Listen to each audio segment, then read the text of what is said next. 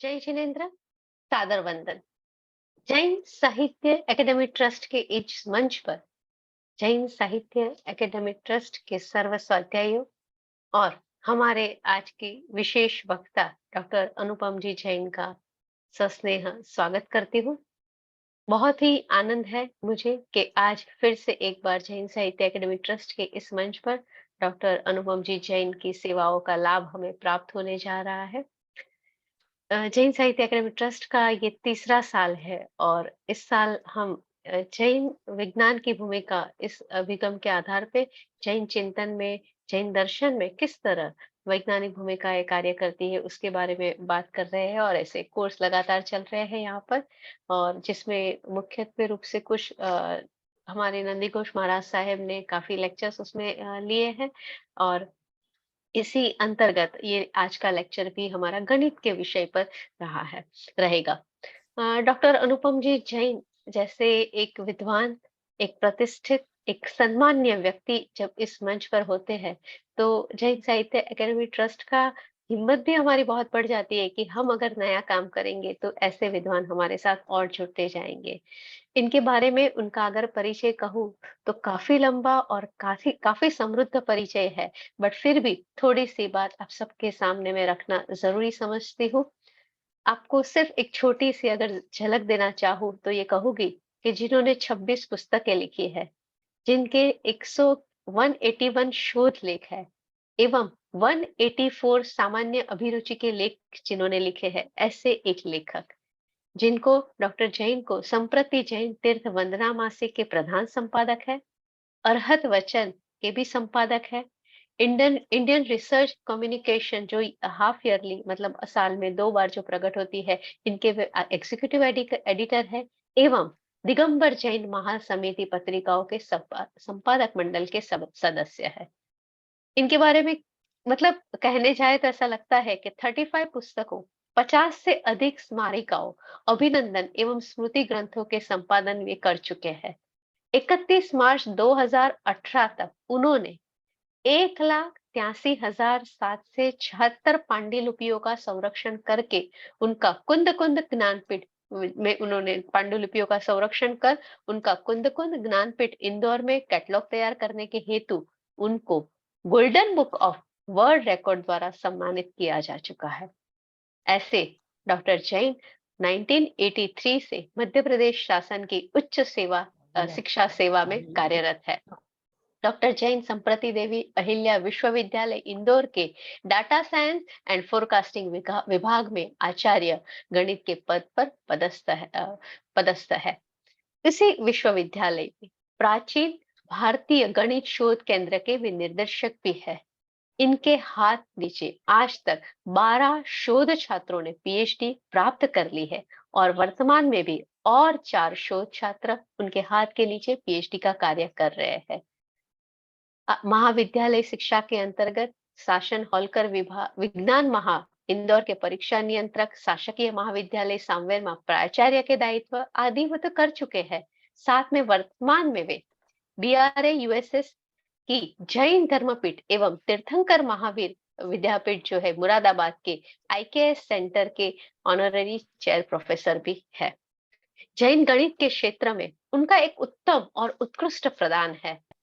उनको प्रथम गणिनी ज्ञानपति पुरस्कार 1955 1995 में, जैन राष्ट्र गौरव अलंकरण 2002 में, उपाध्याय ज्ञान सागर स्वर्ण जयंती पुरस्कार 2008 में, रेघु पुरस्कार 2008 में, आचार्य नेमीचंद्र पुरस्कार 2010 में, वागेश्वरी सम्मान 2011 में, जैन आगम मनीषा सम्मान 2012 में, जीतो गौरव सम्मान 2015 में मिले हैं। तो आप बताइए कि इसके बारे में और कितनी सारी बातें जिनके बारे में हम कह सकते हैं। और सबसे बड़ी बात अगर मैं कहूँ तो 2015 में पूज्य श्री ज्ञान सागर जी के सानिध्य में उत्तर प्रदेश के महामहिम राज्यपाल महोदय द्वारा उनको गणिताचार्य की उपाधि से भी विभूषित किया गया है। 2018 में आरिका रत्नमती पुरस्कार और 2020 में यूएसए का ज्वेल ऑफ जैन वर्ल्ड तथा 2021 में स्वस्ति श्री सम्मान से भी उनको सम्मानित किया गया है। अनुपम गणित रत्न ऐसा नाम का एक अभिनंदन ग्रंथ का विमोचन भी 2021 में हुआ है। तो ऐसे ज्ञानी, विद्वान, काफ़ी सम्मान्य डॉक्टर अनुपम जी जैन आज हमारे साथ जुड़े हैं, उसका मैं तहे दिल से सर आपको वंदन करती हूँ और आपका स्वागत करती हूँ। आज हमारे साथ वे बात करने जा रहे हैं जैन दार्शनिक चिंतन के विकास में गणित की भूमिका। मैं आपसे विनंती करती हूँ कि सर आपका लेक्चर दें। सर के लेक्चर के बाद आप सभी लोग अपना प्रश्न चैट बॉक्स में रखिएगा, सर उसका उत्तर जरूर देंगे। Thank you. धन्यवाद बहन शेजल जी। सबसे पहले मैं आज के इस ऑनलाइन प्रोग्राम से जुड़े परम पूज्य मुनिश्री नंदी घोष विजय जी महाराज के चरणों में नमोस्तु निवेदित करता हूं, और जो चरित्रात्माएं आज हमारे इस प्रोग्राम में जड़ी हैं उन सबको मैं वंदन करता हूं। धर्म प्रेमी बंधुओं, माताओं, बहनों, 2021 में मुझे जैन आगम साहित्य में गणित विषय पर इस अकादमी के मंच पर बोलने का अवसर मिला था। मुझे खुशी है कि अकादमी के लोगों ने मेरी बात को पसंद किया, और इसका सबूत ये है कि 2023 में फिर से मौका शेजल बेन ने हमें दिया। वास्तव में किसी एक जगह बैठ करके तो काम बहुत से लोग करते रहते हैं, लेकिन अकादमी जैसे प्लेटफॉर्म पर जहां अधिकांश प्रबुद्ध लोग जुड़ते हैं, वहां दोबारा बोलने का मौका देना ये बड़े आत्मसंतोष का विषय है, और इसके लिए मैं स्वयं को गौरवान्वित महसूस करता हूं। आज का विषय जैन दार्शनिक चिंतन के विकास में गणित की भूमिका है। बड़ा अच्छा विषय लिया है। लोग बार कहते हैं कि ये धर्म कर्म की बातों से गणित का क्या वास्ता। मुझसे भी लोग कहते हैं कि भाई यहाँ आगम की बात करो, यहाँ आचार की बात करो, यहाँ कर्म सिद्धांत की बात करो, यहाँ अनेकांत, स्वाद्वाद, अहिंसा, अपरिग्रह की बात करो। ये गणित की बात धर्म के बीच में कहां से आ गई? लेकिन जो वास्तव में प्रबुद्ध हैं, जिन्होंने आगम का ठीक से स्वाध्याय किया है अथवा स्वाध्याय का प्रयास किया है, वो भी सब जानते हैं कि बिना गणित के काम चलता नहीं है। 1980 में जब मैंने पढ़ाई शुरू की जैन गणित की, देखिए 79 में मैंने एमएससी की, तब तक मुझे जैन गणित और जैन आगमों से कोई लेना देना नहीं। एक बात थी कि मैं जैन कुल में पैदा हुआ हूं, तो नमोकार मंत्र तो जानता ही था, 24 तीर्थंकरों के नाम जानता था, रोज भगवान जिनेन्द्र देव के मंदिर में जा करके एक बार नमोकार मंत्र पढ़ लेता था, कोई स्तुति याद आ गई तो वो पढ़ ली, बस इतना ही हमारा धर्म से वास्ता था। लेकिन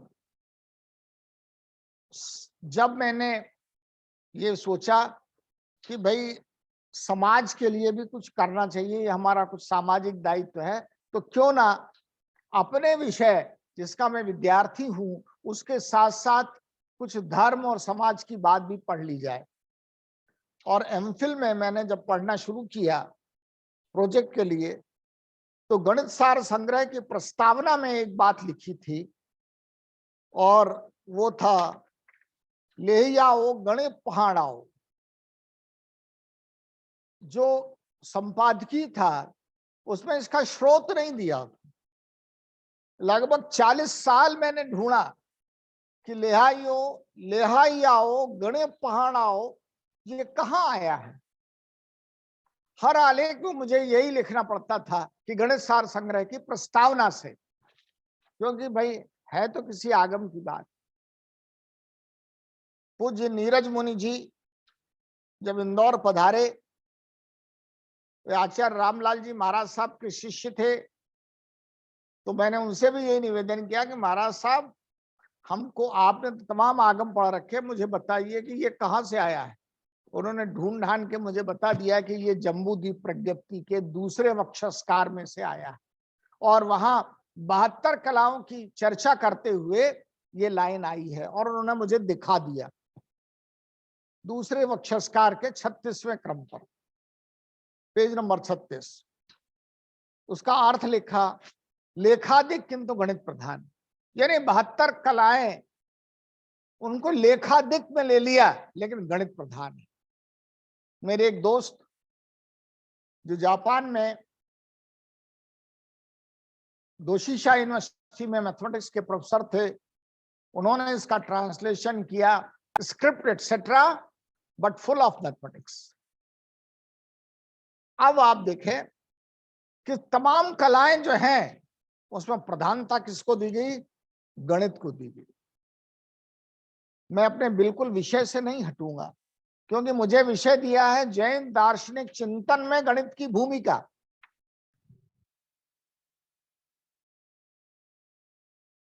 यस, जब हमने गणित सार संग्रह में अंदर देखा तो महावीराचार्य कहते हैं बहुभिर्वि प्रलापैक्यम त्रैलोक्ये सचराचरे यत् किंचित् वस्तु तत् सर्वगणितेन बिना न। अर्थात और अधिक व्यर्थ के प्रलापों से क्या लाभ है? जो कुछ भी इन तीनों लोकों में चराचर, गतिशील अथवा स्थिर, चराचर और अचर है, उनका अस्तित्व गणित से विलग नहीं है, अलग नहीं है। यानी जितनी चराचर वस्तुएं तीन लोक में हैं, चाहे वो स्टेबल हो या मूविंग हो, वो गणित के बिना नहीं, अलग नहीं है। यानी उनका अस्तित्व गणित के बिना, उनको गणित के बिना जानना और समझना संभव नहीं है। ये बात हो गई 850 ईस्वी में, 9वीं शताब्दी में। और जब 18वीं शताब्दी में, यानी और 800 साल इधर आ जाओ, तो पंडित टोडरमल जो कि द्रव्यान योग के विद्वान माने जाते हैं, अध्यात्म के विद्वान माने जाते हैं, वो कहते हैं कि बहुर्जे जीव संस्कृतादि ज्ञान सहित है किंतु गणित आमनादि के ज्ञान के अभावते मूल ग्रंथ या संस्कृत टीका विषय प्रवेश ना पावे हैं, ते इस भाषा टीका ते अर्थ को धार मूल ग्रंथ या संस्कृत टीका विषय प्रवेश करो। ये बात उन्होंने आचार्य नेमिचंद्र सिद्धांत चक्रवर्ती के द्वारा लिखे गए गोमट सार, लब्धि सार, छपड़ा सार आदि ग्रंथों की टीका, भाषा टीका लिखते हुए कही। उनका यह कहना कि जो लोग संस्कृत जानते हैं, संस्कृतादि में प्राकृत भी आ गई, कन्नड़ भी आ गई, क्योंकि आदि कह दिया, वो गणित के ज्ञान के अभाव से न तो मूल ग्रंथ और न उनकी टीकाओं को समझ पाते हैं। उन लोगों की मदद के लिए इस भाषा टीका को लिखा गया है।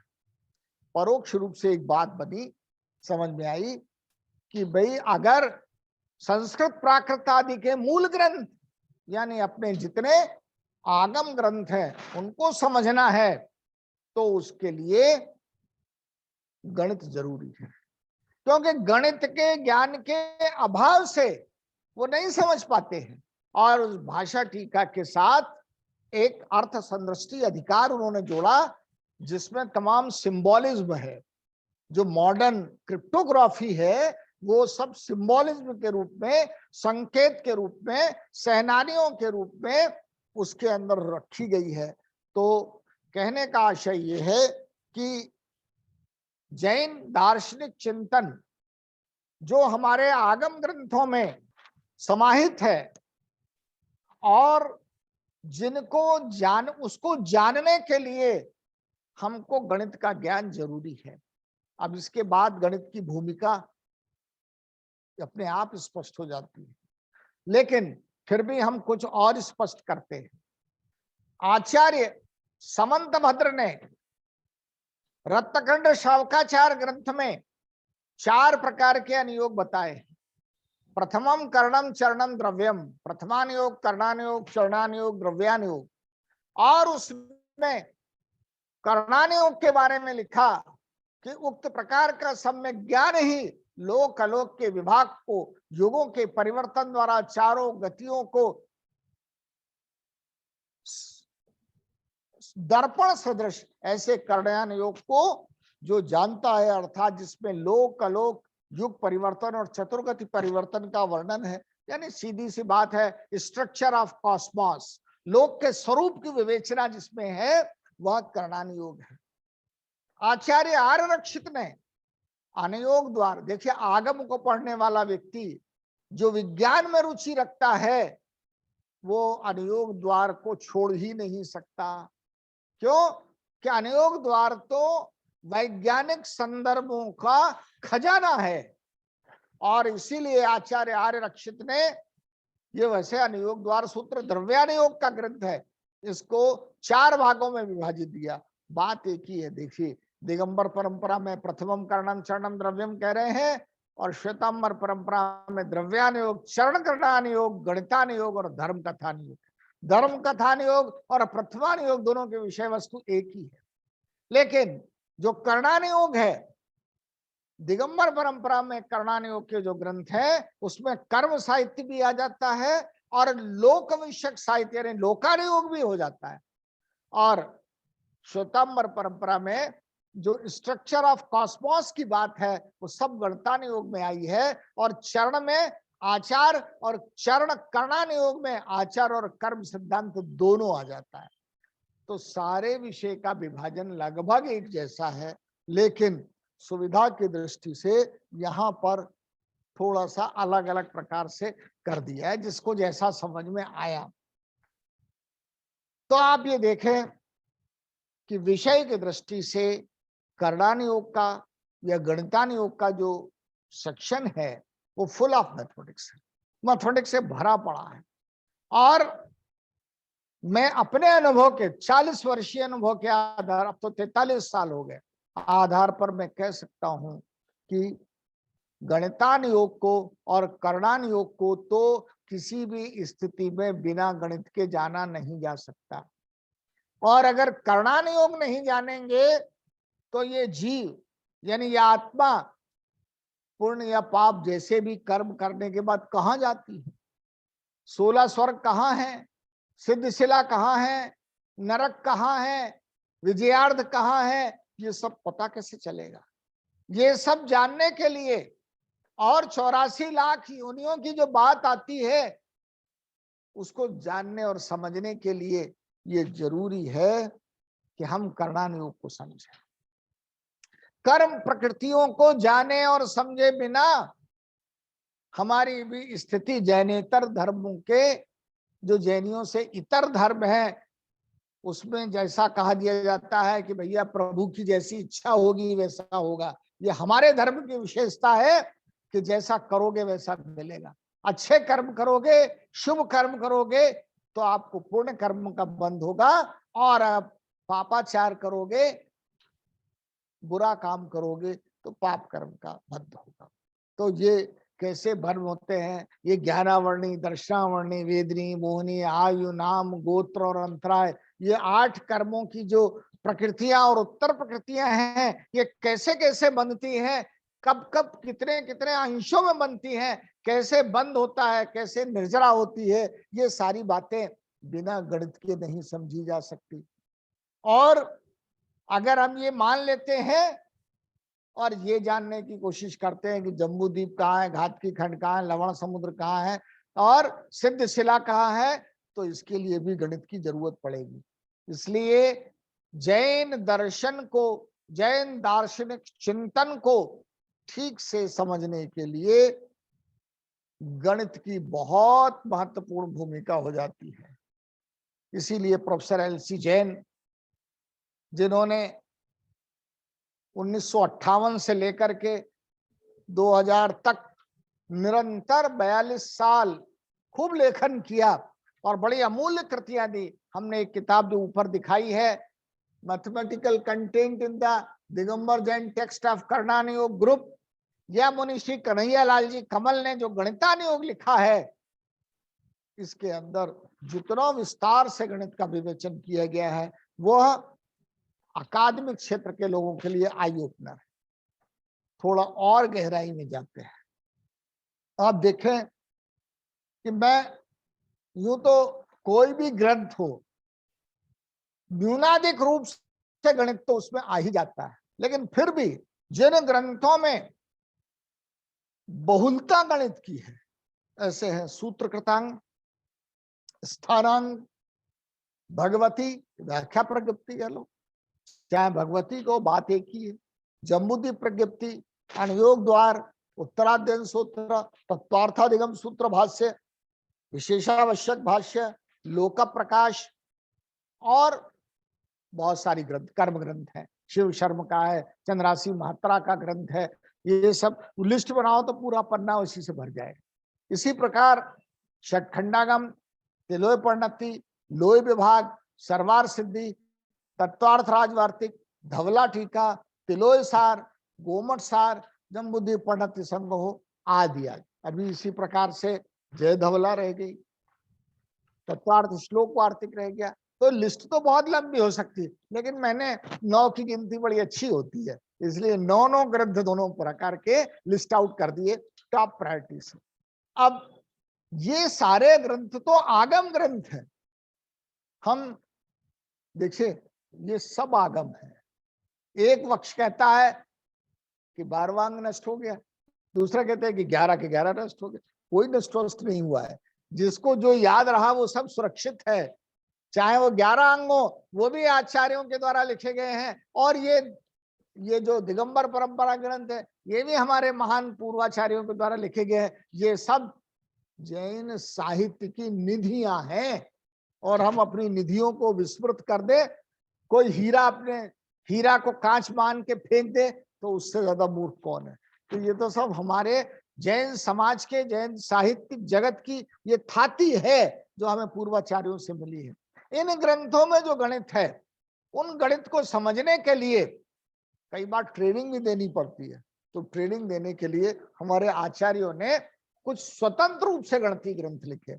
जैसे आचार्य श्रीधर ने 799 में त्रिशतिका लिखी, आचार्य महावीर ने 850 में गणित सार संग्रह लिखा, राजादित्य ने 7 ग्रंथ लिखे, व्यवहार गणित और क्षेत्र गणित समेत 5 और ग्रंथ हैं। गणित तिलक सिंह तिलक सूरी का है, इन्होंने श्रीपति के पाटी गणित की ये टीका लिखी है। और हमने तो मेहनत कम की, और अलीसंद्रा पेत्रोची कैम्ब्रिज यूनिवर्सिटी की स्टूडेंट है, उसने इसका क्रिटिकल स्टडी की, और ठक्कर फेरू की गणित सार कौमुदी है। ये तो रत्न की परीक्षा करने वाले व्यक्ति थे, और इन्होंने किताब रत्न परीक्षादि सप्त ग्रंथ संग्रह के अंदर 7 किताबें हैं, और उसमें एक गणित सार कौमुदी है। लेकिन जापान के, जर्मनी के हमारे मित्रों ने इसका हिंदी ट्रांसलेशन किया साक्ष्य नाम से। और ये 5 के अलावा भी बहुत सारी किताबें हैं, ये तो छपी हुई है, इसलिए हमने उनको यहाँ पर लिस्ट आउट किया। देखिए जितनी छपी हुई थी वो तो पिछले पेज पर हमने बता दी, अब गैर छपी की बात कर लो। मेरे पास 50 से ज्यादा ग्रंथों की सूची है, जो कि या अनुपलब्ध है या अप्रकाशित, और उन 50 में से 30 ग्रंथ तो जिनकी फोटो स्टेट भी मेरे पास सुरक्षित है। क्यों कि जब हम सर्वे के लिए निकले तो हमने, उस समय ये कलर फोटो का जमाना नहीं था, कलर फोटो कॉपी नहीं होती थी, सन 80 से मैं इसमें काम कर रहा हूं, तो हम फोटो स्टेट करा के ले आते थे कि कम से कम हमारे आचार्यों की वाणी तो हमारे पास सुरक्षित हो जाए। आप देखें, और कुछ जो है मिल नहीं रहे, कहीं दीमक खा गए या चूहे खा गए या गुम हो गए, जो भी हुआ हो, जो मिल गए हैं वो मेरे पास सुरक्षित है, जो नहीं मिले हैं उनकी तलाश जारी है।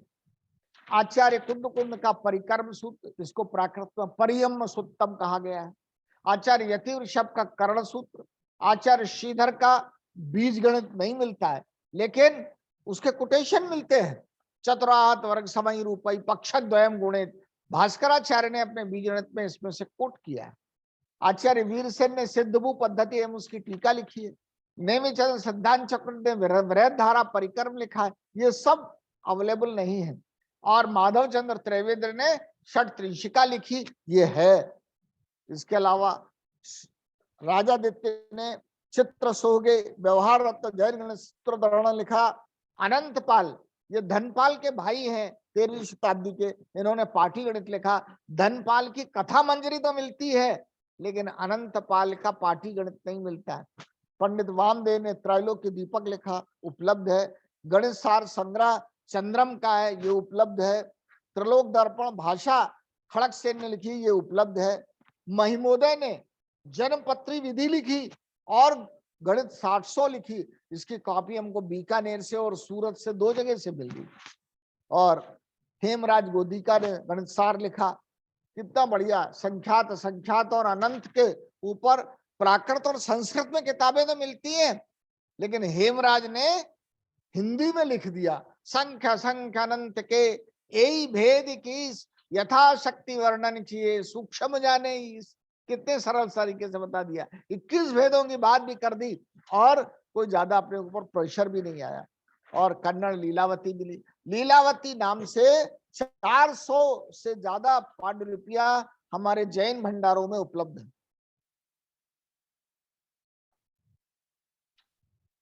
लिस्ट तो जैसे मैंने कहा कि 50 ग्रंथों की है। मथुरा दास है, लालचंद है, लालेंदु है, इन सब के लिखी हुई लीलावती मिलती है। लेकिन हम सबको यहाँ लंबी लिस्ट नहीं बना रहे।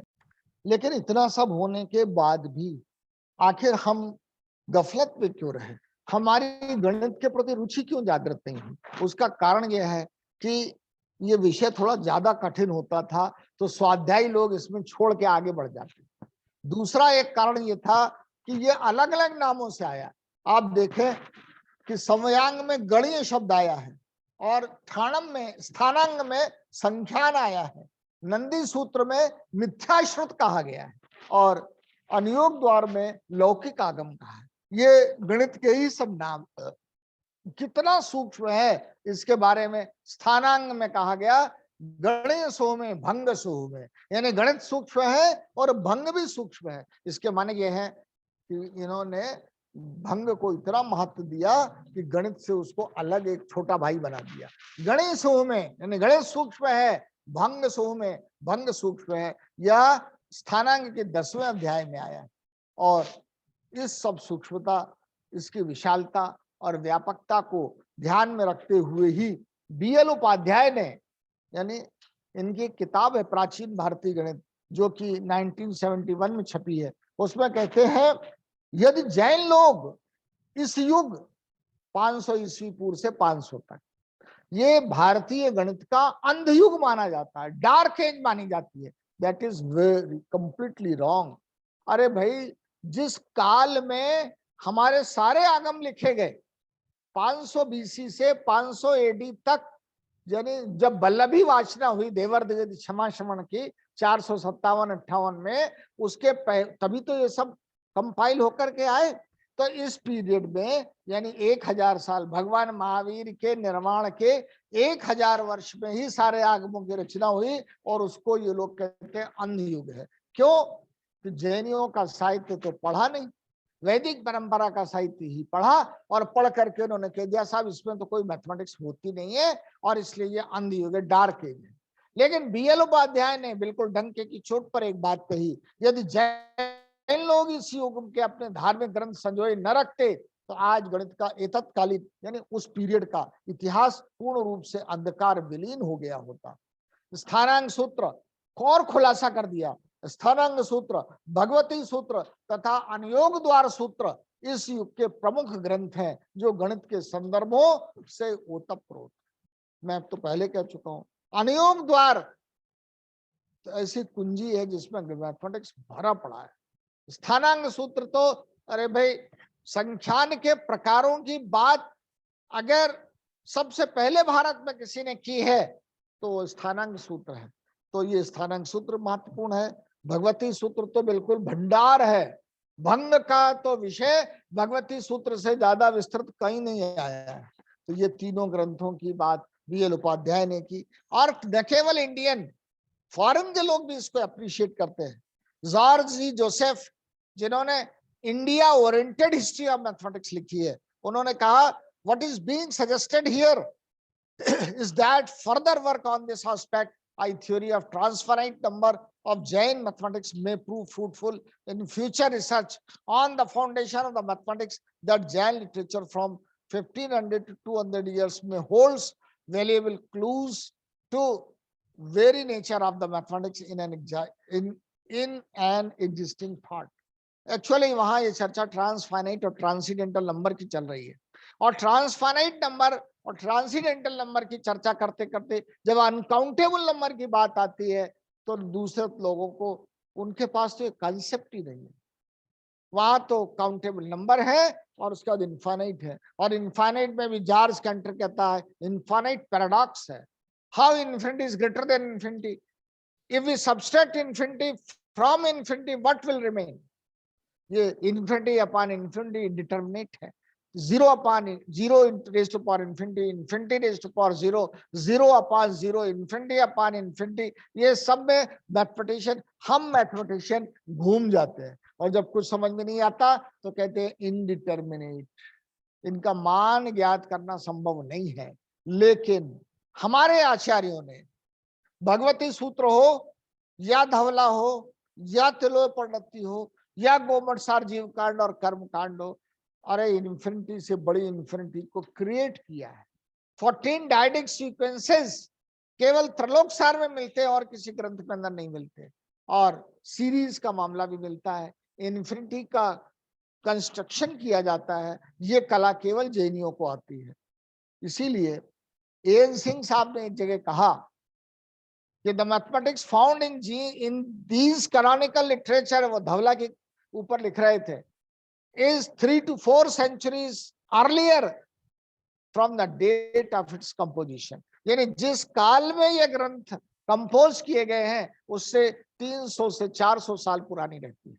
और कंफ्यूज भी हुए लोग।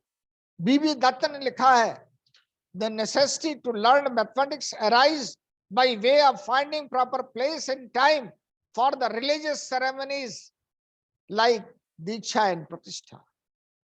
The necessity to learn mathematics, ये जैन प्रीस्ट के बारे में, हमारे धर्म गुरुओं के बारे में कह रहे हैं कि इनको मैथमेटिक्स पढ़ना और क्यों जरूरी है, क्योंकि दीक्षा और प्रतिष्ठा के लिए to find proper place and time, यानी शुभ लगन और मुहूर्त पता करने के लिए, इसलिए कि उनको पूरी बात मालूम नहीं थी, इसलिए वो दीक्षा और प्रतिष्ठा के मुहूर्त में ही फंस के रह गए। उनको नहीं मालूम कि कॉस्मोलॉजी के लिए भी चाहिए, लॉजिक के लिए भी चाहिए, कर्म थ्योरी के लिए भी चाहिए, इन सब के लिए मैथमेटिक्स जरूरी है। और अगर ठीक से समझें तो mathematics is an integral part of the entire Jain literature, यानी सारे जैन लिटरेचर का एक अविभाज्य अंग है, उसके बिना उसकी कल्पना नहीं की जा सकती। और इसके आगे हम चलते हैं कि जैन आगमों में गणितीय अध्ययन के विषय पर काफी विस्तार से चर्चा की गई। स्थानांग सूत्र के अंदर लिखा है, दशविधे संखाणे पढ़ते तम जहां परिकम्मम भवहारो रजुराशि कलासवन्य जावंतावंती वग्गो घड़ो तथा वग्ग वग्गो विकप्पो, ये 10 प्रकार बताए हैं।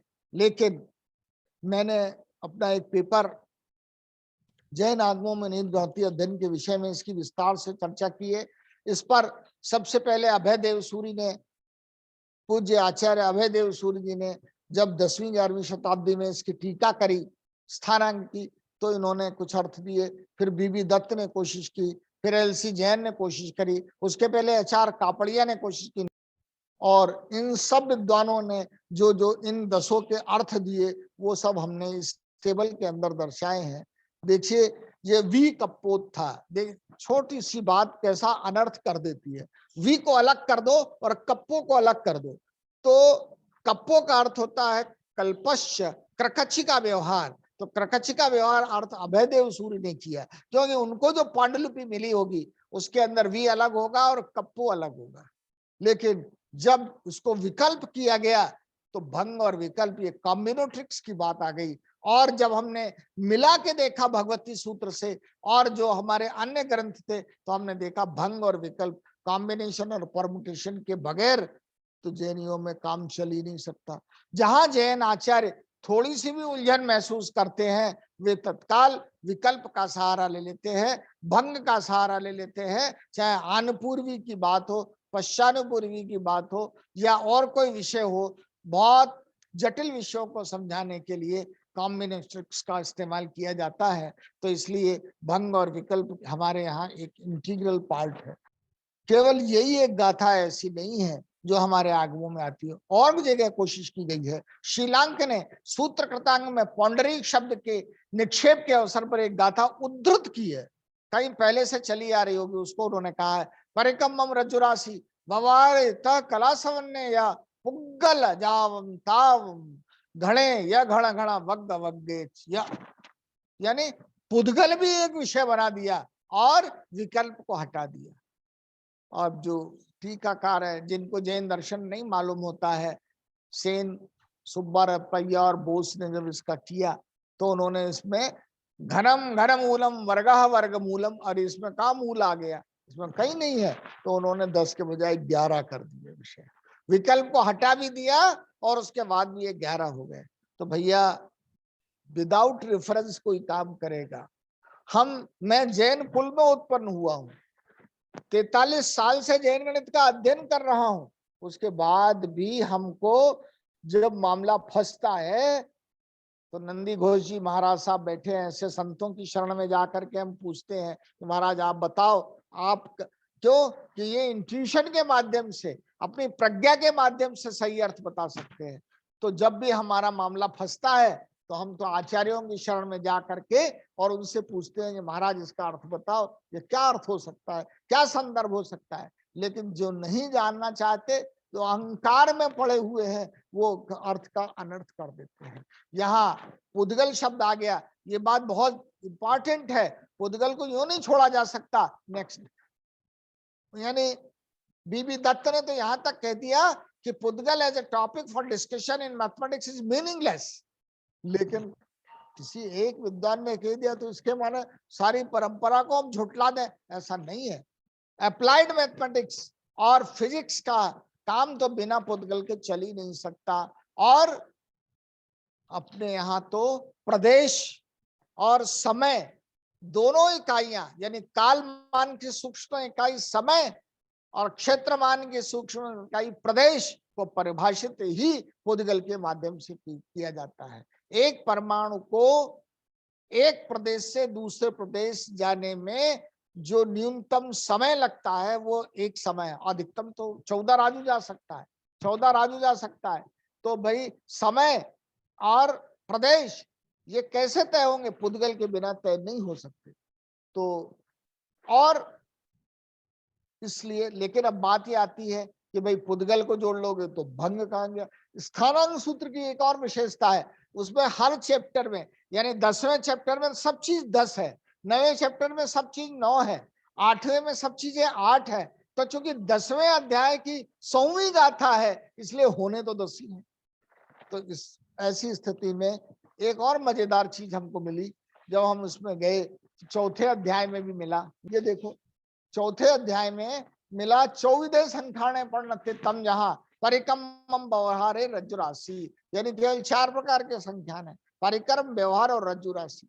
हाँ, लेकिन एक बात जो चल रही थी वो छूट जाएगी। वृहत्कल्प भाष्य में हमको एक भाष्य गाथा मिलती है, भंग गणियाई गमिकम। मलयगिरी ने इसकी व्याख्या करते हुए कहा कि भंग एवं गणित अलग अलग है। स्थानांक सूत्र में 10 सूक्ष्मों की चर्चा में गणित और भंग को अलग अलग माना गया है। गणित समूह में, भंग समूह में, यानी भंग को इतनी इंपॉर्टेंस दे दी गई। जैसे आजकल स्टैटिस्टिक्स को गणित से अलग कर दिया गया है, आजकल एस्ट्रोनॉमी को गणित से अलग कर दिया गया है, ऑपरेशनल रिसर्च को गणित से अलग कर दिया गया है।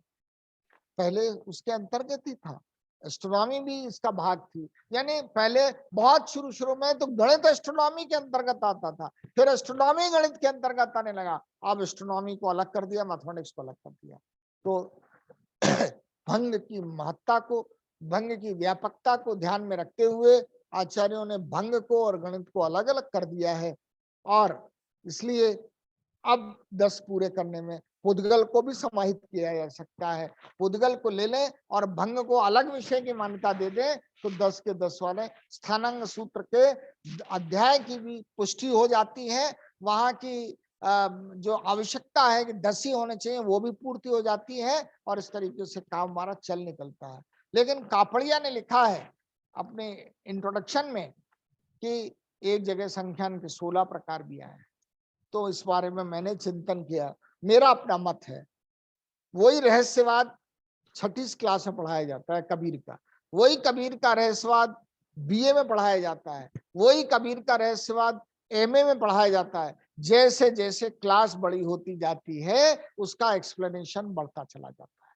अनेकांतवाद पहली दूसरी के बच्चे को ही बता दो, उसको यह समझ में आता है कि तुम किसी के भाई हो, किसी के उसके पिता के बारे में बताओ तो भाई ये तुम्हारे पिता भी हैं और अपने तुम्हारे दादाजी के पुत्र भी हैं। इस अपेक्षा से अनेकांतवाद उसके लिए समझ में आ जाता है कि एक व्यक्ति यानी उसके जो पापा है वो भाई भी है, पति भी है, पिता भी है और पुत्र है। लेकिन अनेकांतवाद केवल इतना नहीं है, अनेकांतवाद तो बहुत विशाल है और वर्तमान में तमाम समस्याओं का समाधान देने में सक्षम है। तो अनेकांतवाद की जब आगे पढ़ाते हैं तो 10 पीएचडी अब तक हो गई, 10 का सैकड़ों पीएचडी हो गई।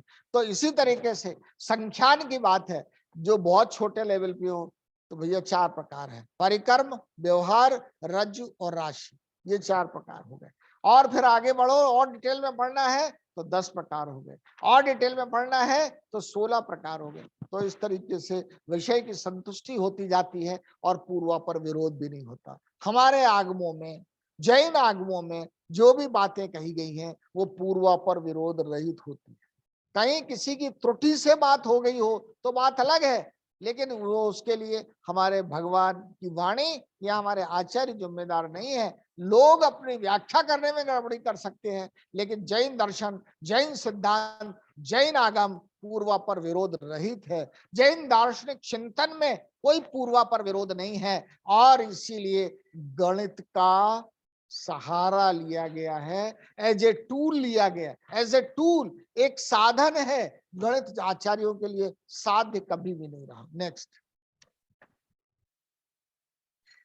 अब हम थोड़ा सा गणित की बात है तो खाली दर्शन की बात न रहे, कुछ थोड़ा सा मैथमेटिकल बात भी कर लें। अनियोग द्वारा सूत्र, उससे आपको यह भी पता चलेगा कि कैसे भूमिका महत्वपूर्ण है। ये प्राकृत में लिखा है और हमारी अकादमी में जो लोग जुड़े हुए हैं वो उनमें ज्यादातर लोग मेरे से ज्यादा अच्छी प्राकृत पढ़ लेते होंगे और अर्थ भी करते होंगे, इसलिए मैं प्राकृत नहीं पढ़ रहा हूँ।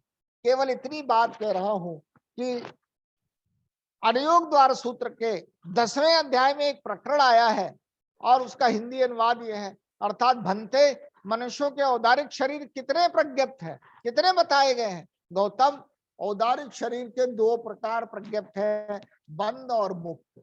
उनमें से जो बंद है वे क्रमशः संख्य हैं और कभी असंख्य होते हैं। ठीक है, कभी संख्य और कभी असंख्य होते हैं। जगन्य पद में मनुष्यों के बद्ध औदारिक शरीर संख्य होते हैं। अब देखिए, बात दर्शन की हो रही है और गणित का सहारा लिया जा रहा है। क्यों? कि गणित जाने बगैर यह कैसे पता चलेगा कि संख्यात क्या है, असंख्यात क्या है, अनंत क्या है। अगर ये कह देते हाँ कभी तो थोड़े होते हैं कभी ज्यादा होते हैं, तो बात मजेदारी की नहीं होती। हमारे आचार्य ने कहा कि जगन्य पद में मनुष्यों के बद्ध औदारिक शरीर संख्य होते हैं, काउंटेल होते हैं, और संख्य करोड़ 29 अंक जितनी। अब देखिए, आप लोगों ने कभी रेवेन्यू डिपार्टमेंट की रजिस्ट्री देखी हो तो उसमें क्या लिखते हैं, ये जमीन का हिस्सा 10 लाख में तय किया गया, जिसके आधे 5 लाख, जिसके दूने 20 लाख।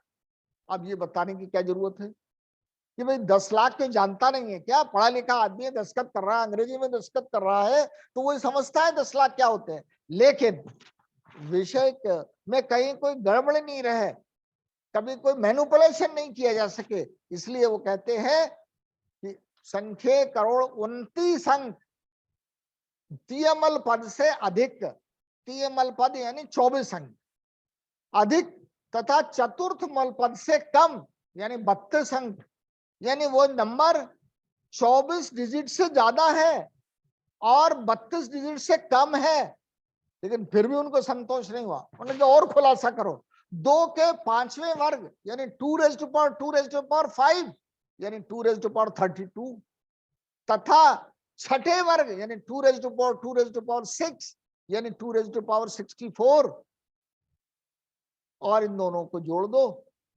तो 2 raised to power 32 into 2 raised to power 64 is equal to 2 raised to power 96 अथवा जो राशि आधे आधे रूप में छिन्नित करने पर 96 बार भिन्न छिन्नित हो सके, छिन्न हो सके यानी 2 raised to power 96 का मतलब यह है ये 2 गुणा 2 गुणा 2 बराबर 96 बार, तो 2 से जब उसको भाग लगाएंगे तो 96 बार भाग लग जाएगा।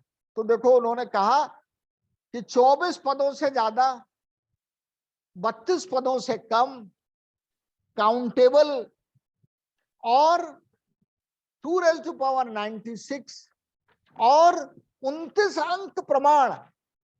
कितना व्याख्या करिए, क्या बताना चाहते हैं कि मनुष्य के औदारिक शरीरों की संख्या यानी कितने मनुष्य हैं, वो सीधी सी बात में करें तो कितने मनुष्य हैं ये बताना चाहते हैं। तो वो संख्या इन्होंने इतने खुलासा करके गणित का इतना उपयोग करते हुए बताई और जब इसको हमने कैलकुलेट किया, हमने भी कैलकुलेट किया और अभयदेव सूरी ने भी कैलकुलेट किया, तो उन्होंने बताया कैलकुलेट करके 2 raised to power 96 की वैल्यू जो निकाली वो ये लिखी हुई है आपके सामने है 79228 16251 426433759354 3950336। तो this is the number which has been calculated by Abhayadev Suri. वो जानते थे 2 raised to power 96 को कैसे कैलकुलेशन किया जाए।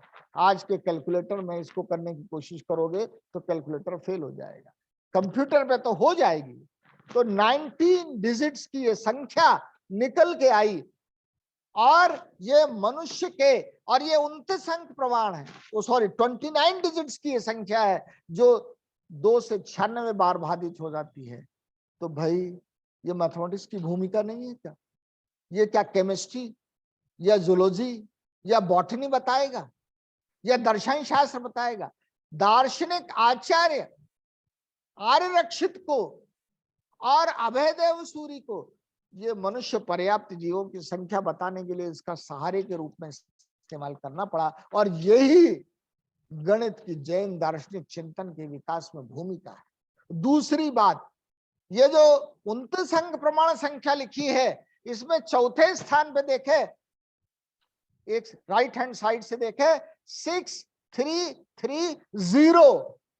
अब यहाँ क्या शो के लिए आया है जीरो? यहाँ जीरो क्या अभाव का द्योतक है? आचार्य चाणक्य कहते हैं अविद्यम रूप अविद्यम शून्यम जीवन, अविद्यम जीवन शून्यम, वहां अभाव के लिए है।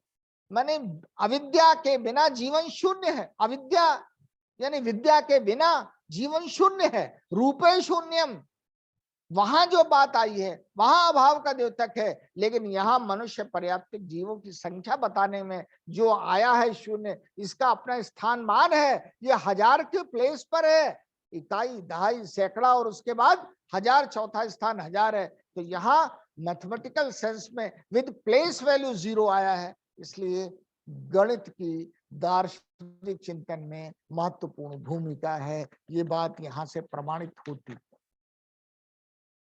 ये लोक विभाग है। आचार्य सर्वनंदी ने 458 ईस्वी में लोक विभाग ग्रंथ लिखा था और इसके जो इसमें एस्ट्रोनॉमिकल सिचुएशन इसकी प्रशस्ति में दी है कि सूर्य इस पोजीशन में था, बुध इस पोजीशन में था, गुरु इस पोजीशन में था। तो वो जब सिचुएशन नासा के सॉफ्टवेयर में डाली गई तो तारीख आई 25 अगस्त 458 और वहां पर जब अरुणवर द्वीप का व्यास बताया गया तो कहते हैं पंचभ्य खलु शून्यभ्य परद्वय सप्त चाम्बरम एकत्रेण च रूपम च चक्रवालस्य पार्थव। ये चौथे अध्याय के 56वां श्लोक छपा हुआ है। मूल प्राकृत का नहीं अवेलेबल है लेकिन उसका संस्कृत रूपांतरण हमको मिल गया है। ऐसा बहुत सारे ग्रंथों में है कि मूल ग्रंथ नहीं है, लेकिन उनके टीकाओं के माध्यम से हमें वो मिल रहे हैं। अरे भाई, मलयगिरी की टीका के माध्यम से सूर्य प्रज्ञप्ति मिल रही है, चंद्र प्रज्ञप्ति मिल रही है, और भी बहुत सारे ग्रंथ हैं। तो लोक विभाग के जो मूल रचनाकार थे वो आचार्य सर्वनंदी थे, जिन्होंने 458 ईस्वी में लोक विभाग की रचना की, प्राकृत के मूल लोक विभाग की रचना की, जिसका नाम लोय विभाग था। और सिंह सूरी ने जब इसका संस्कृत छायानुवाद किया तो उन्होंने स्पष्ट कहा है कि मैंने तो केवल भाषा रूपांतर किया है, ये तो आचार्य सर्वनंदी की कृति है, जिन्होंने 458 में इसकी वो 3 शक संवत में लिखा, तो शक संवत 380 के अंदर इसकी रचना करी थी। तो यहां भी शून्य मिलता है। और जब हम आचार्य यतिवृषभ के तिलोपनति में जाते हैं तो देखो, तिलोपनति की रचना लगभग दूसरी शताब्दी में की गई। बाद में उसमें छेपक जोड़ते रहे हैं, वो ठीक है, हम भी मानते हैं। आज अगर कोई भारत के प्रधानमंत्रियों की लिस्ट बनाएगा तो जवाहरलाल नेहरू पे नहीं रोकेगा, जवाहरलाल नेहरू, लाल बहादुर शास्त्री, इंदिरा गांधी, सबको लेते हुए नरेंद्र मोदी तक आएगा। अगर उस जो पुराना लेख है उसमें भारत के प्रधानमंत्री के रूप में 2 ही नाम लिखे होंगे तो आज आदमी उसको संशोधित करके उसको नरेंद्र मोदी तक ले आएगा। तो ये तो स्वाभाविक प्रक्रिया है। ऐसे ही तिलोपनति में जब राजवंशों की बात होने लगी तो प्रतिलिपिकार महोदय ने उसमें सब नाम जोड़ दिए, लेकिन स्वयं आचार्य यतिवृषभ कहते हैं कि जैसा दृष्टिवाद अंग में बताया गया उस रूप से हमने लोक और पर्वतों की विवेचना यहाँ की है। और वो उससे लगता है कि 156 से 176 के बीच में उन्होंने ईस्वी में इसकी रचना की। तो वहां क्या है, सोनर्णव गण, यानी मनुष्य लोक का क्षेत्रफल बताते हुए कोई तिलोपनति में क्या विषय होगा, 3 लोक का विवेचन करने वाला ग्रंथ है, तो उसमें कोई कहानी किससे तो आएंगे नहीं। वहां तो 3 लोक की बात आई, तो मनुष्य लोक का क्षेत्रफल यानी 2.5 द्वीप का क्षेत्रफल बताते हुए कहते हैं कि स्वर्ण नवगण, तो स्वर्ण माने शून्य, कर्ण दुगे खाती स्वर्ण नव स्वर्ण, ये इसको जब ट्रांसलेट करते हैं तो 1600903001125000 ये आता है। तो भाई क्या है कि जैन परंपरा में हम ये नहीं कह रहे कि आर्य रक्षित ने ढूंढा या अभयदेव ने ढूंढा या यतिवृषभ ने खोज की या सर्वनंदी की, अरे तो परंपरा का ज्ञान था। जैन परंपरा में हमारे महान आचार्यों को ये ज्ञान प्राप्त था और वह सभी आचार्य जो इससे संबंधित जहां जरूरत होती थी इसका प्रयोग करते थे। यानी भगवान महावीर की परंपरा का ये ज्ञान है और इसलिए भगवान महावीर की परंपरा को इसका क्रेडिट मिलना चाहिए। अगर कोई ये कहता है कि शून्य का आविष्कार आर्यभट्ट ने क्या किया तो ये पूर्णतः गलत है, क्योंकि उसके पहले तो अरयोग द्वार है, उसके पहले तिलोपनति है, उसके पहले लोक विभाग है, उसके पहले षटखंडागम है, उसके पहले पंचास्तिका है। सारे ग्रंथों में ये विषय आया है। और स्थानांग सूत्र में क्या नहीं है, अरे भाई है, तभी तो शीर्ष प्रहेलिका का मान निकलता है। शीर्ष प्रहेलिका का मान 84 की घात इतना, ये जो निकालते हैं कहां से आता है? अरे अचलात में यह शीर्ष प्रहेलिका निकालेंगे, सब में 84 लाख बार बार आ रहा है, तो 84 लाख आएगा कैसे? अब वो कहो कि साहब उनको शून्य की तो जानकारी थी, लेकिन वो हालो सर्किल बनाना नहीं आता था। तो मैंने तिलोपनति की ओल्ड कॉपी साउथ कनारा से मंगवा के देखी, उसमें उसका लिखा हुआ है, 1000 साल पुरानी मैन्युस्क्रिप्ट है, उसमें भी दिया है। तो इसलिए जैन परंपरा के इस योगदान को हमें पूरी महत्व के साथ लेना चाहिए। इसी तरीके से षटखंडागम और उसकी धवला टीका में कंडक राशियों की विवेचना में पुस्तक 4 में क्या आया है कि बाइनोमियल एक्सपेंशन की पूरी बात आती है। ओघेण मिच्छा इट्ठी दव पमाणेन केवड़िया, ओघेण यानी अर्थात ओघ से मिथ्याविष्टि जीव द्रव्य प्रमाण की अपेक्षा कितने हैं। ओघ से मिथ्या दृष्टि जीव, सम्यक दृष्टि की बात नहीं कर रहे, मिथ्या दृष्टि जीव द्रव्य प्रमाण की अपेक्षा से कितने हैं? तो जवाब देते हैं अनंत है। लेकिन किस अपेक्षा से? ओघेण, ओघ से। और ओघ शब्द जो है वो सेट के लिए आया है। Set is a well defined collection of objects. Set किसे कहते हैं? 1 से लेकर 10 तक के नेचुरल नंबर्स का सेट सबको मालूम है नेचुरल नंबर्स क्या होते हैं, इवन इंटीजर्स का सेट, ऑड इंटीजर्स का सेट, यानी उनमें कुछ प्रॉपर्टी होती है। हम मैथमेटिक्स के लोग जानते हैं कि set is a well defined collection of objects, लेकिन हमारे आचार्यों ने ओघ, राशि, पुंज, संपात ये शब्द इस्तेमाल किए, समुच्चय शब्द का प्रयोग नहीं किया है। ओघ, राशि, पुंज और संपात शब्द समुच्चय के लिए, और उसी में से ओघेण यहाँ आया है। इसके अलावा बाइनोमियल एक्सपेंशन की बात आई है। लॉग, नेक्स्ट, समय काफी थोड़ा सा ही बचा है इसलिए मैं जल्दी जल्दी बता रहा हूँ। लॉग के ये जो फार्मूले हैं, ये log m into n is equal to log m plus log n, log m upon n is equal to log m minus log n, ये सारे फार्मूले, न केवल फार्मूले बल्कि इनके एप्लीकेशन, ये सब हमारे तिलोपनिषद में मिलता है, विशेषावश्यक भाष्य में मिलते हैं, धवला में मिलते हैं, लेकिन बेस 10 नहीं मिलता है, बेस ई नहीं मिलता है, लॉग टेबल नहीं मिलती है, लेकिन लॉग के फार्मूले सब मिलते हैं। बड़ी बड़ी संख्याओं को व्यक्त करने के लिए हमारे पास वर्गित संवर्गित की रीति है जो तिलोपनिषद में मिलती है और धवला में भी मिलती है। पंचास्तिकाय ग्रंथ के अंदर प्रोबेबिलिटी थ्योरी पूरी मिलती है। ये देखिए, सी अथिड़थि ओयम अवत्तवम पुणच तत्तिदया, ये 14वें नंबर की गाथा है पंचास्तिकाय की, और इसके अंदर 3C1, 3C2, 3C3 इस 333 331 माने 7, इसी को सप्तभंगी कहते हैं। इसके अलावा नीचे समय को परिभाषित करने का प्रयास किया है, काउंटेबल अनकाउंटेबल नंबर ही मिलते हैं। संख्याओं की बारे में आप ये देखिए, जो मैं अभी कह रहा था कि अनुयोग द्वार है, चाहे ज्योतिष करंडक है, चाहे तिलोपनिषद है, इन सब के अंदर बहुत बड़ी संख्या है। शीर्ष पहलिका 84 की घात 28 गुणा 10 की घात 140, 140। अब देखो स्थानांक में भी आया है, ये 10 की घात 140 कैसे लिखेंगे? अगर आपको शून्य नहीं मालूम है तो आप 10 की घात 140 कैसे लिखेंगे? यानी जो गिनती आई 84 की घात 31 या 84 की घात 28, वो जो संख्या आई उसके बाद 140 शून्य लगाने हैं, तो बिना शून्य के ये संभव नहीं है। तो ये भी इस बात का इनडायरेक्ट एविडेंस है कि हमारे आचार्यों को काउंटेबल, अनकाउंटेबल, इनफाइनाइट नंबर, उनके सब क्लास और बड़ी बड़ी संख्याओं को व्यक्त करना आता था। एक वक्षाली हस्तलिपि 2 मिनट में मैं बता दूं। वर्तमान पाकिस्तान के पेशावर जिले में एक वक्षाली गांव है और वहां पर जुताई करते समय, खेत की जुताई करते समय एक पुलिंदा मिला भोजपत्र का, और वो पुलिंदा जब खोला गया तो वो मैथमेटिकल मैन्युस्क्रिप्ट थी जिसका ना आदि था ना अंत था, बीच के करीब 64 पन्ने हैं, और वो ऑक्सफोर्ड यूनिवर्सिटी की बोडियार लाइब्रेरी में सुरक्षित है। कार्बन डेटिंग से 224 से 383 यानी तीसरी चौथी शताब्दी के बीच उनका पीरियड तय हुआ है। सबसे ऑथेंटिक प्रोसेस आज भी कार्बन डेटिंग की है। इसके अंदर जैसा मैंने दिखाया है, इसमें एक डॉट दिखाई गई है और ये इस बात का प्रतीक है कि उस समय शून्य को डॉट के रूप में व्यक्त करना भी लोगों को आता था। ये पैशाची प्राकृत मिश्रित संस्कृत में है।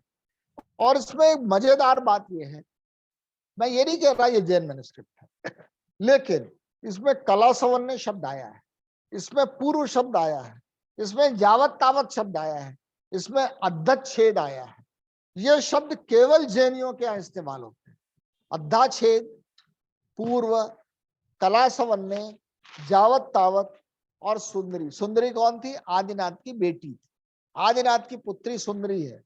कला सवन्य भिन्न के लिए जैनियों में इस्तेमाल होता है, बाकी सब जगह भिन्न इस्तेमाल होता है। और पूर्व, 14 पूर्व जैनियों में होते हैं। यावत तावत सिंपली क्वेश्चन के लिए जैन लोग ही यावत तावत जावत तावत, अरे स्थानांक सूत्र देखे तो क्या कहते हैं? जावन तावंत घड़ो वग्ग वग्गो विकपोत। जावन तावंत कहाँ आया? स्थानांक सूत्र में आया है। और अद्धाछेद यानी अर्धच्छेद, ये शब्द भी जैन परंपरा का शब्द है।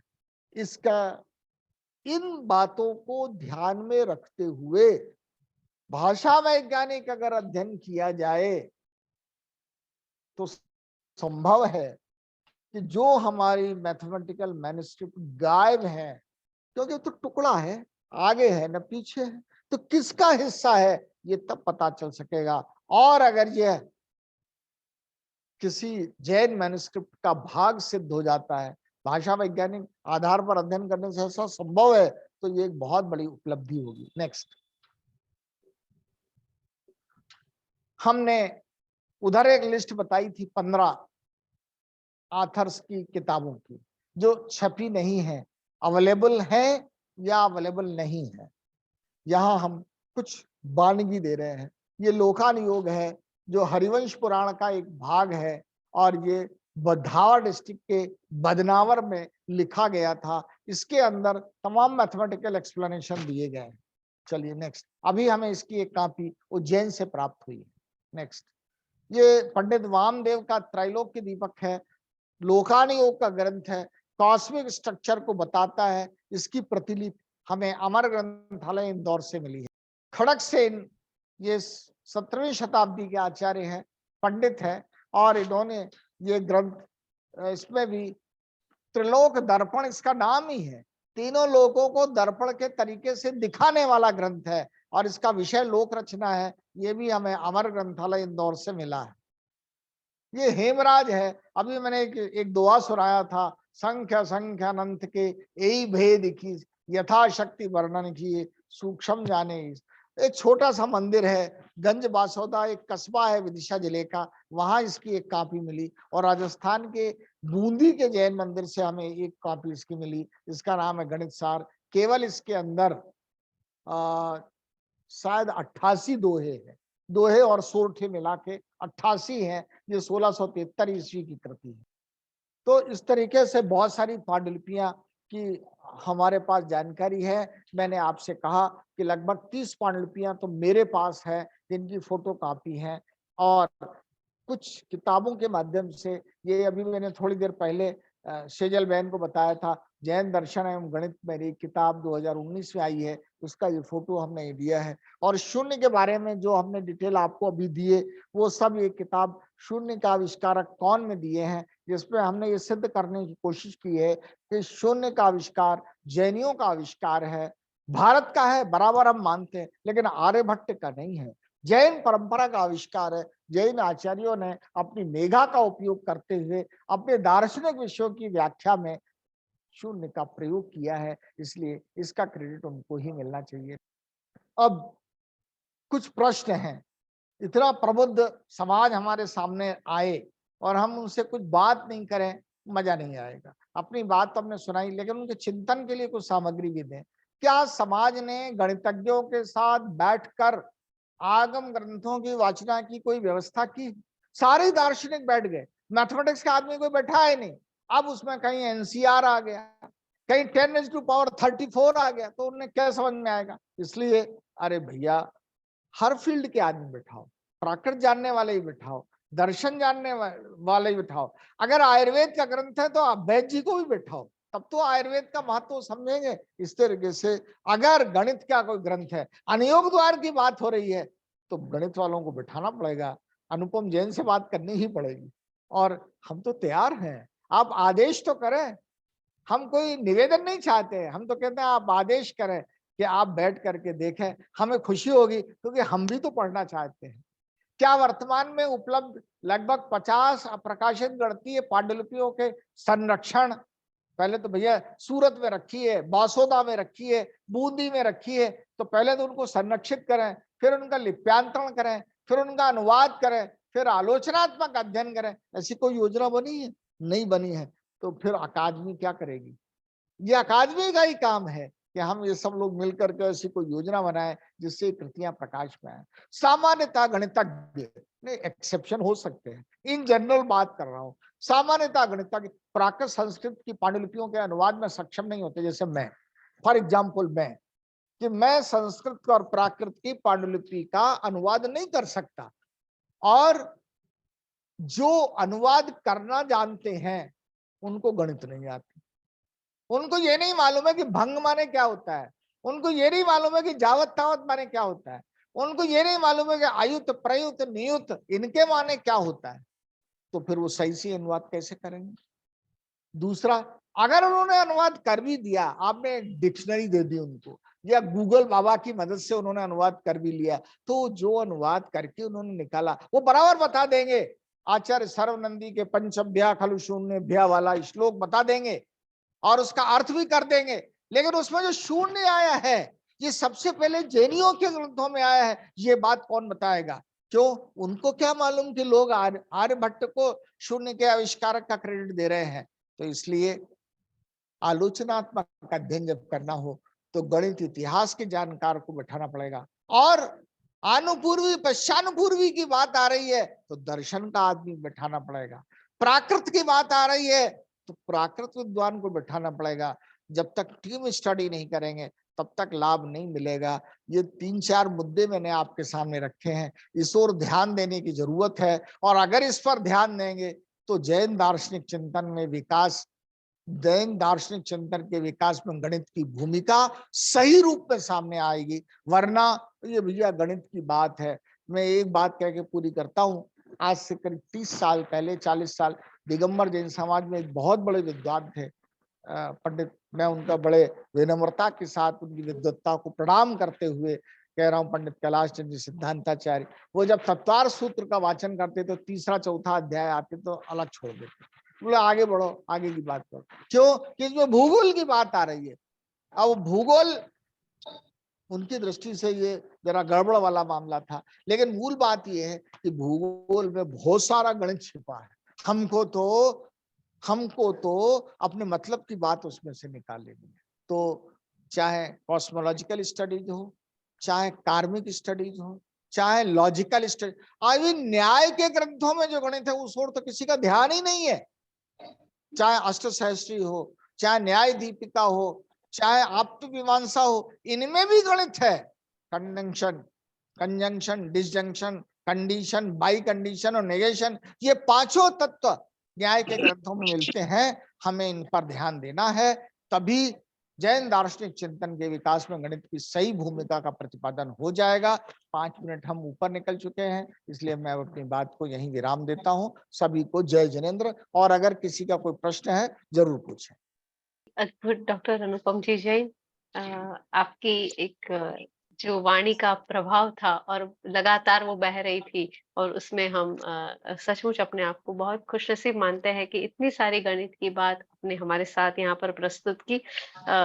आपने अपने व्याख्यान के आरंभ में गणित और उसका महत्व, और फिर धीरे धीरे विषय पर विषय का एक गठन जैसे करते हैं ना, वैसे बहुत ही गठन की ओर आप ले गए कि आगम के ग्रंथ है, आगम के ग्रंथ में कहाँ गणित है, किस तरह से हमारे आचार्य आदियों ने उसका उल्लेख किया है, और उसके फिर बाद में आपने काफी डिटेल में बताया कि इनफाइनाइट नंबर जो होते हैं या इंटरमीडिएट नंबर जो होते हैं, उनका कंस्ट्रक्शन, उनकी स्किल, मतलब बहुत सारे ऐसे गाणितिक बात आप धीरे धीरे हमें बताते गए। आरंभ में उन्होंने दिगंबर हमारे जो आगम है और श्वेतांबर आगम है, दोनों में जैसे कि कर्णानुयोग में भी आ जाता है गणित, और यहाँ गणितानुयोग में गणित आता है। और ये बात करते हुए उन्होंने दोनों संप्रदाय में, मुख्यत्वे संप्रदाय के बाजू में रखकर गणित और गणित का महत्व और गणित का उपयोग कैसे आगम में हुआ, इस बात को उन्होंने बात शुरू में कहा। एक बहुत महत्वपूर्ण बात उन्होंने हमें सूचित की कि आरंभ में ऐसा मानते थे लोग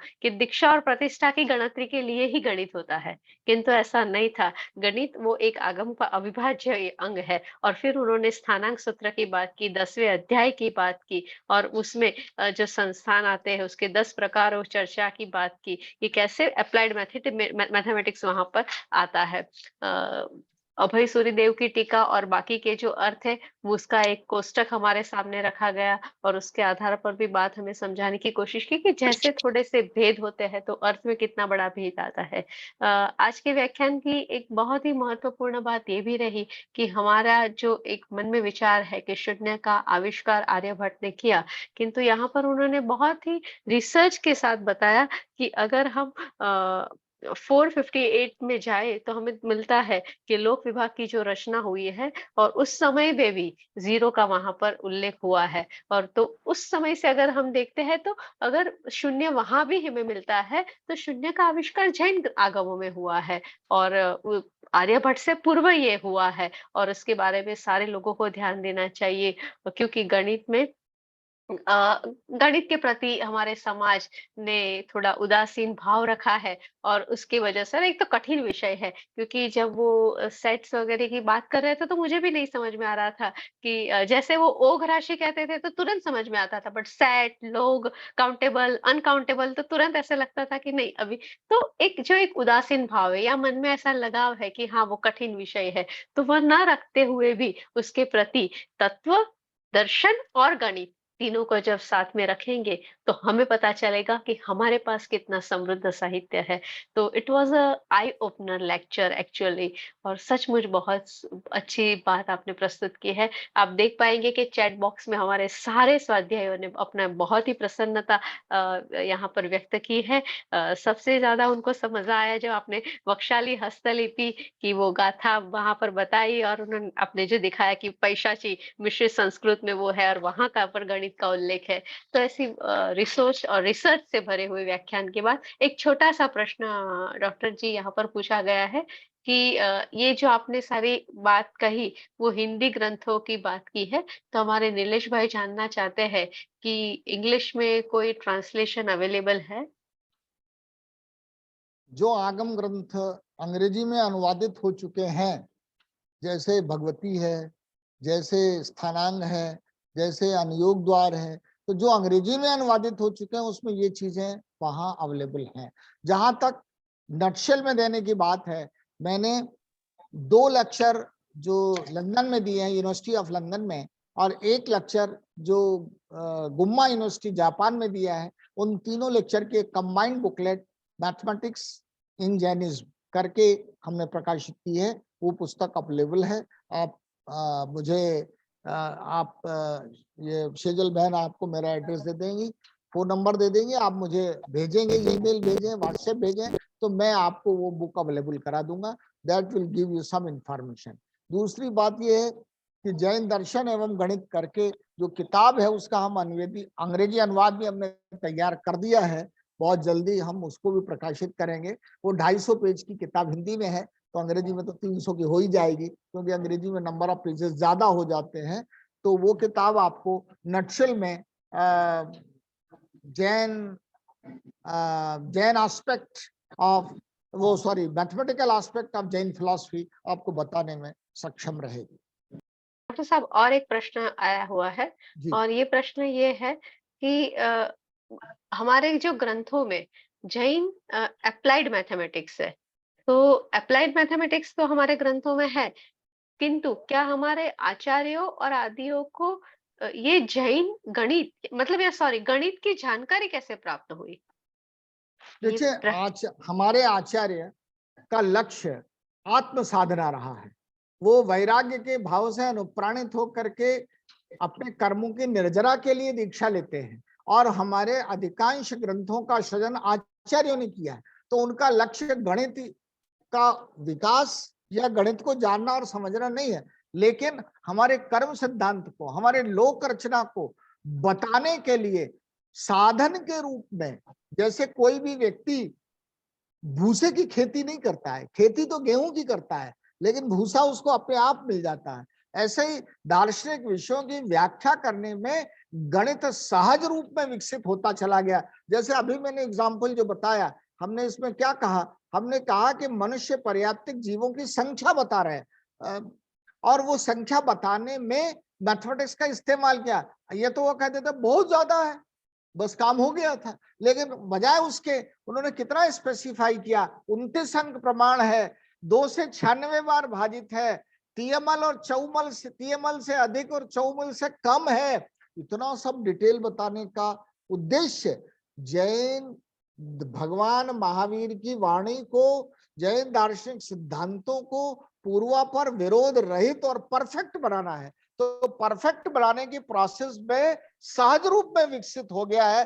गणित का विकास, उनका उपयोग कभी भी नहीं रहा। हाँ जी साहब जी। हाँ हमारा अ, सब हाँ हाँ सर जी, मथुर वंदना। पहले तो doctor LC Jain, professor LC Jain की जो किताबें हैं ना मैथमेटिक्स के बारे में, जी, वो हमें चाहिए।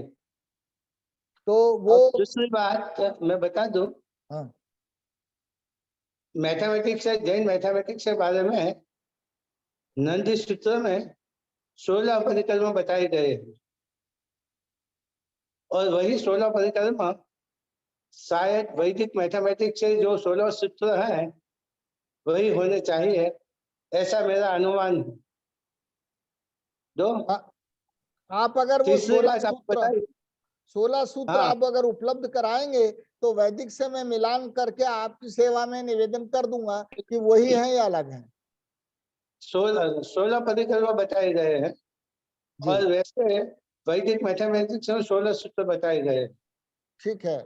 दूसरी बात, आपने समय की व्याख्या की कि एक प्रदेश से दूसरे प्रदेश में जाने के लिए परमाणु को जो न्यूनतम काल लगता है उसको समय कहते हैं।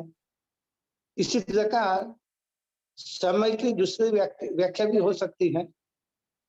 किसी भी पदार्थ के एक पर्याय से दूसरे पर्याय में चेंज होने में जो मिनिमम न्यूनतम समय काल लगता है उससे भी समय कहा जाता है।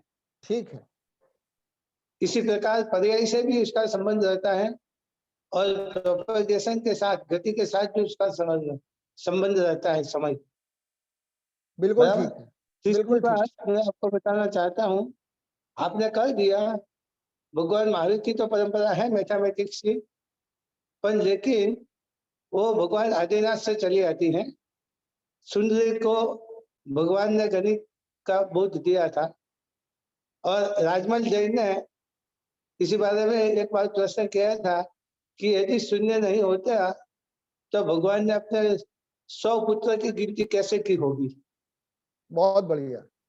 तो इस प्रकार शून्य भगवान आदिनाथ से चला आता है।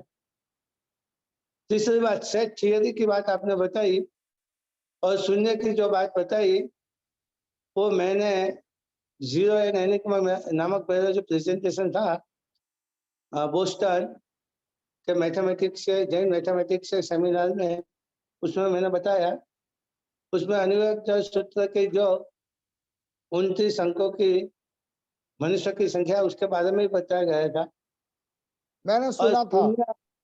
शून्य का जो सिंबल है वही सिंबल सेट थियरी से ही आया है। नल सेट है वो उसका डिनोटेशन ऐसे किया जाता है, दो ब्रैकेट के बीच में डॉट रखकर,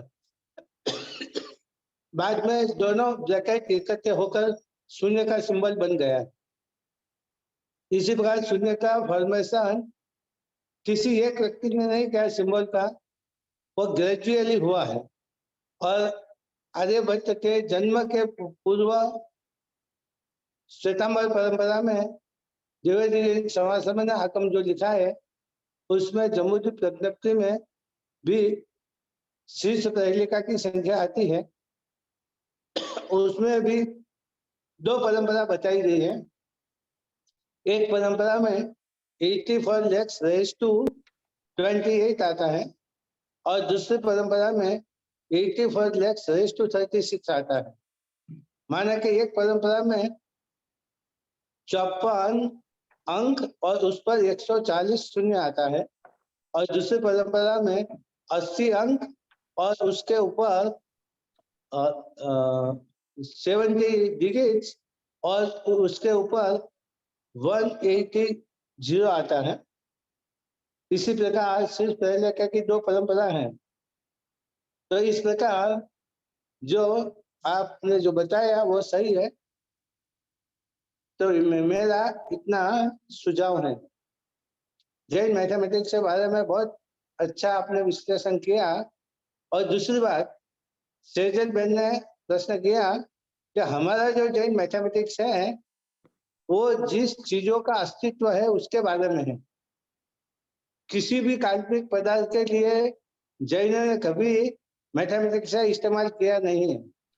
इसीलिए जैन परंपरा में नेगेटिव वैल्यू नहीं है, क्योंकि नेगेटिव जो वैल्यू है, नेगेटिव जो अंक है, ऋणात्मक संख्या है, वो केवल काल्पनिक पदार्थों के लिए होती है।